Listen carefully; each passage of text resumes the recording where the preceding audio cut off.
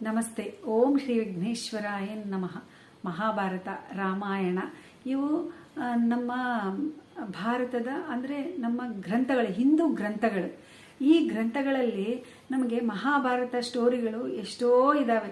ಈ ಸ್ಟೋರಿಗಳಲ್ಲಿ ನಮಗೆ ಗೊತ್ತಾಗ್ಲಾರ್ದ ಹಿನ್ನೆಲೆಗಳು ಇನ್ನೆಷ್ಟೋ ಇದ್ದಾವೆ.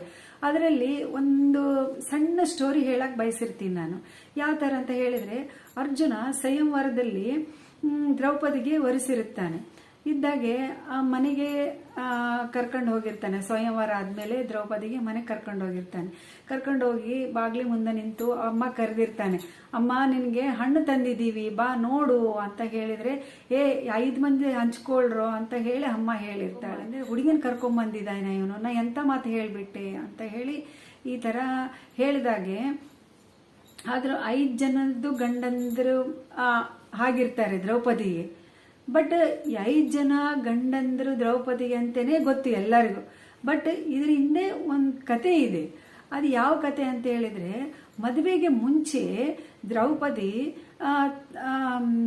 ತನ್ನ ಸ್ನೇಹಿತರ ಜೊತೆ ಆಟ ಆಡುತ್ತಿರುವಾಗ ಅವಾಗ ಏನಾಗುತ್ತಂದರೆ, ಒಂದು ಆಕಳದಿಂದ 5 ಎತ್ತುಗಳು ಓಡೋದು ನೋಡ್ತಾಳೆ. ಅಂದರೆ 5 ಎತ್ತು ಒಂದೇ ಆಕಳ ಓಡ್ತಾ ಇರುತ್ತೆ. ಅದರಿಂದ 5 ಎತ್ತುಗಳು ಓಡ್ತಾ ಇರ್ತವೆ. ಅದು ನೋಡಿ ಫುಲ್ಲು ನಗ್ತಾಳೆ ದ್ರೌಪದಿ. ಅವಾಗ ಆಕಳ ಅನ್ನತ್ತೆ, ಇದೇ ಪರಿಸ್ಥಿತಿ ನಿನಗೆ ಬರಲಿ ಅಂತ ಹೇಳಿ ಶಾಪ ಕೊಡುತ್ತೆ.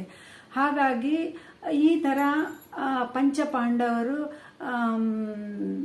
ಹೆಂಡತಿಯಾಗಿ ದ್ರೌಪದಿ ಇರ್ತಾಳೆ. ಅಂದರೆ ಈ ಅರ್ಥ ಏನು ಅಂತ ಹೇಳಿದರೆ, ನಾವು ಏನೇ ನೋಡಲಿ ಏನೇ ಮಾಡಲಿ ಯಾರಿಗೂ ಅನ್ಯಾಯವಾಗಿ ಹೆಸರಿಡೋದು ತಪ್ಪು ಅಂತ ಹೇಳಿ ಇದರ ಅರ್ಥ.